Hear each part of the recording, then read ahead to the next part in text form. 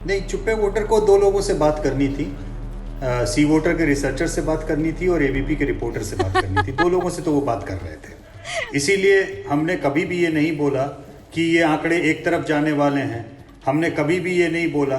देखिए, हमारे इस काम में सबसे ज़्यादा बेहतर काम होता है जब आप कहें कि आपको लगे कि it is too close to call, और आप हाथ खड़ा करके बोलें कि it is too close to call.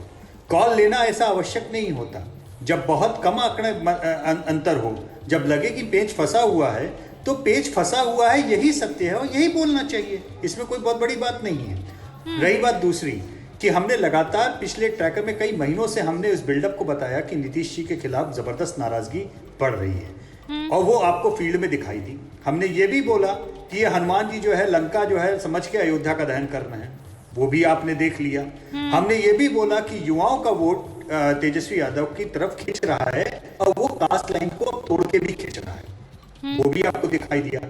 लेकिन इन सब के ऊपर हमने ये भी बताया कि महिलाओं का मतदाता जो है ये अभी भी प्रो एनडीए दे रहा है और महिलाओं के टर्नआउट पे बहुत कुछ निर्भर करेगा कि आखिर नतीजे कैसे और किधर जाते हैं। आज जो नतीजे आपको आ रहे हैं, ये चुनाव, पहली बात तो ये एनडीए को किसी भी किस्म पे कीमत पे हारना नहीं चाहिए था, लेकिन हनुमान जी की आग लगाई में उन्होंने इसको रोचक बना दिया, नंबर एक।